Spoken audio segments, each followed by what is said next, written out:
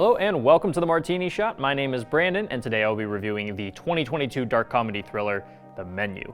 But before I do that, we're going 5 stars with cocktail caviar in this minimalist approach I like to call man's voluntary madness. And hey, if you enjoy movie reviews and movie-themed cocktails, be sure to leave a like and subscribe if you'd like to help support the channel. Chef Julian Slowik is world-renowned for his bold, challenging dishes, such as his breadless bread plate. As you probably know, and as the movie hints at, the tendency to warp classic meals into overpriced edible art pieces usually stems from a much more hollow place than they let on. However, this does give me the excuse to try something completely different when it comes to cocktail presentation. For this particular drink, I'm throwing on my lab coat and trying my hand at molecular gastrology, which is fancy talk for turning a liquid into tiny spheres of liquid gel. For the flavor itself, I'll be employing a home favorite mixture of mine, including gin, creme de violet, and a delicious lemon and ginger vermouth. This is a drink that requires a kitchen more than a bar, so I'm actually not going to be making it here. Instead, let's throw it over to a different, probably more sloppily dressed version of Brandon at his apartment to show you how to make some cocktail caviar. All right, so now we are in the kitchen to make man's voluntary madness. So this isn't really a bar drink. This is a drink you kind of make in the kitchen just because you're gonna be using a couple different kitchen appliances. So let's go ahead and get started. The first thing you're gonna wanna do is get about 2 to 3 cups of canola oil, throw that into kind of a big container, either something like this, a Tupperware container, or into something maybe like a mason jar. And you're gonna wanna stick that in the freezer for about 30 minutes. You basically just wanna quick chill it, but you don't wanna get it to the point where it freezes. This is going to help, once we put the mixture in, it's going to help solidify those little gel balls, and you'll see they'll sink straight to the bottom. All right, next, you need to prep your gelatin. So you're going to want just simple unflavored gelatin, either in the powder form, or you can also do the sheets or the gelatin leaves. Either one works. You'll just have to look and see what the measurements for ratioing is. I used powder, so I basically found using about half of one of these little packs, which I think comes out to about half a tablespoon. And now what you're gonna do with that gelatin is you're going to want to bloom it. So what blooming is basically introducing this unflavored gelatin to a little bit of water that's going to allow it to swell up in size, kind of make it a little bit more solid, a little bit more physical, and that's basically just going to prevent any type of bumps or bubbles in the actual mixture once you add it in. And yeah, you can go ahead and just sprinkle it on top of the water. And then you just let that sit for about a minute, maybe even close to 5 minutes if you want to be sure, just to make sure it kind of soaks up everything that it needs to. But while that's soaking up, we can go ahead and move into the actual cocktail part of the drink. All right, so for this drink, we are going with a pretty simple 3-ingredient mixture. You can definitely play around with this a little bit, but you do want to be mindful of what kind of ingredients you work. I'm not entirely sure what things of a higher acidity might play around with the gelatin once you add it in. So this definitely takes a couple instances of trial and error. So I just wanted to keep this one pretty simple. So we're gonna go ahead and start with our base spirit, and that is 2 ounces of gin. And next we are going to use some creme de violet. We are going to do 3/4 ounce. And the next ingredient is one of my favorite vermouths I've been able to find. It is a ginger and lemon vermouth. Very, very good. Gonna add a little bit of citrus notes to it. That's going to kind of play around pretty nicely with the botanical nature of the gin and the creme de violet.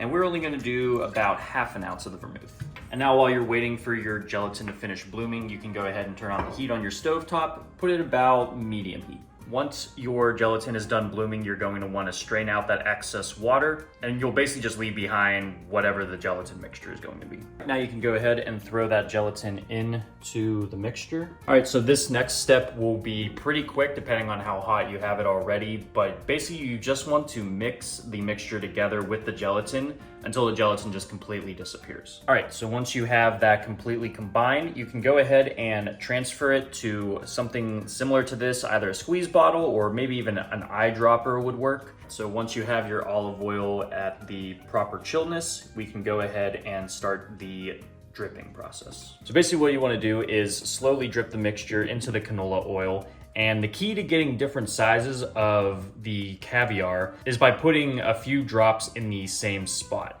And you'll see once I add it in, some of those drops will begin to form together and they'll form the little balls and slowly start to sink to the bottom. That's basically how you know it's working.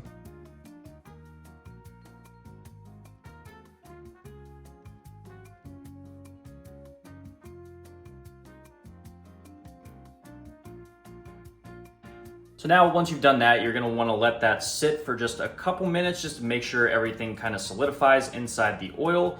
And then after that, you are going to break out your fine mesh strainer again and strain out the canola oil. And if you want, you can actually strain that canola oil into a separate container to be used later. It would definitely suck to waste all of that oil on just a couple little drops of caviar. So the good thing is you can reuse that canola oil if you want to continue to make some more caviar in the future.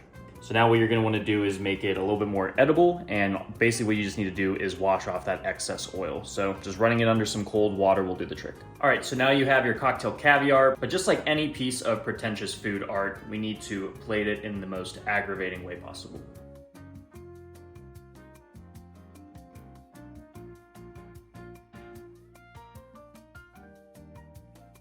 So yeah, the taste of the alcohol is definitely not lost in this. The gelatin just kind of gives it that nice squishy texture, but it's basically just going to come down to what kind of drink you're trying to make and how well that plays with the gelatin. For this one, it's very alcohol forward, very strong, and even just in the smallest little bite, it does feel like a full, complete sip, which I think is really cool. I think the gin, like I said, pairs really well alongside the creme de violet. Those botanicals work really well alongside each other. And then the lemon and ginger comes in just a little bit on the back end, very, very slightly, but you can definitely tell it's there. There's almost a bit of a bitterness to it, I think, just because of all those botanical notes. But it's a very classy style drink, which is definitely what I was trying to go for with a presentation and basically build like this. Let's go ahead and swing back over to the bar for the review of the menu. Good stuff.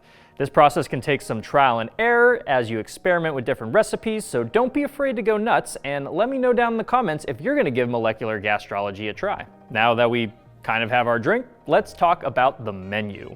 Much like in the world of cocktails, food is constantly being elevated, deconstructed, and transformed. There's an artistry and creativity to it for sure, but I also have to wonder about the intentions. Is it to stand out amongst the snobs and the critics, or is it because you genuinely are loving what you're doing? The menu proposes that question in a twisted, darkly funny manner.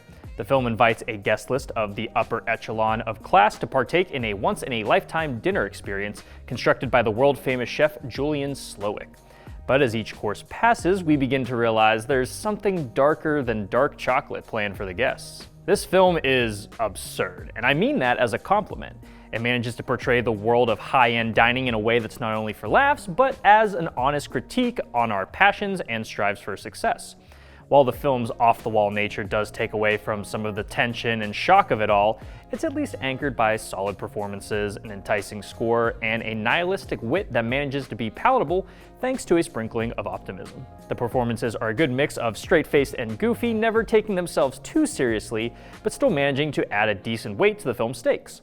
The standout for me has to be good old Voldemort himself, Ralph Fiennes, as Master Chef Julian Slowik. Slowik is just over all the BS of the culinary world and the people who inhabit it, evident by his fiery yet often restrained demeanor. Fiennes is so good at holding the room in his hand and dragging us across glass as we move from one puzzling course to the next. He's eloquent but razor-tongued, respectful yet absolutely venomous when he wants. All the while, a genuine sadness sits in his eyes. Really makes you feel for the maniac. Opposite of him is one of my favorites, Anya Taylor-Joy, who is good, don't get me wrong, but I do feel she's been saddled with samey feeling roles as of late. While she does a great job, I don't really think she's given enough room to elevate the character in a way that makes me think I couldn't see anyone but Joy in that role. Kind of like how I felt about her role in The Vivitch. The supporting cast is great as well, with John Leguizamo and Hong Chow having some nice little moments of naivety and intimidation, respectfully. But my favorite side character has to go to Nicholas Hoult as Tyler, who is just the worst. I mean, everything this guy says is either cringe-inducing or infuriating, and the film gives you a lot to hate him for. But the payoff for this character is so dark, so silly, that I couldn't help but laugh when I'm not entirely sure I should have. As for the visuals, the film made the smart decision by putting a lot of quality camera work towards presenting the food in a pretty satiable light. Each dish is given those close, slow circling pan shots that wouldn't be out of place in Iron Chef. Its inclusion makes sense for such a film and is even used for comedic effect at times. Even if the rest of the film's visual style isn't all that memorable, I still like this little bit of flair. What did stick to me throughout was the film's score, composed by Colin Stetson. a frequent collaborator of musical acts like Arcade Fire and Bon Iver, who's really been making a splash in the film industry. His work on Hereditary is still one of my favorite modern horror soundtracks to date. Also have to give props to the script, which handled the satire in such a smart way, unlike other scripts that constantly wink, wink, nudge, nudge you to let you know you're in on the joke. It's a pretty great takedown on the elitist side of the restaurant world, commenting on the people inside it and those who simply circle it. It makes a point how when passion is swallowed by star ratings and envelope pushing, your drive to be creative can really take a hit. Eventually you'll end up hating it and everyone associated with it, from the snobby critics to the cloud obsessors. But like I said before, there's a bright shimmer of optimism that occasionally manages to shine through the nihilism. It takes you back to a time where your passion was just your passion and your dreams were just your dreams, when you did what you did because you loved it. It's a great lesson on remembering what brought you here in the first place and the dark road you can go down if you lose sight of that. Coming in at just a little over 90 minutes, The Menu is a quick, contained meal of deliciously dark humor and searing satire. While it's certainly not as surprising from a narrative point of view as I was expecting, I still walked away feeling satisfied. You gotta remember that sometimes, like an overly metaphorical night of fine dining, it's not so much about the destination as it is about the journey. And if you're looking for a journey that may convince you to stick to those mom and pop style burgers for a little while longer, then order up. What a great year for media, reminding me of some of the worst jobs I've ever had in my life.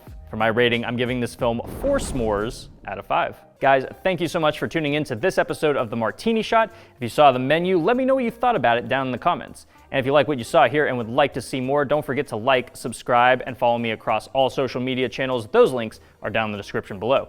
And if you enjoy movie reviews and movie-themed cocktails, be sure to check out my website, martinishot.blog.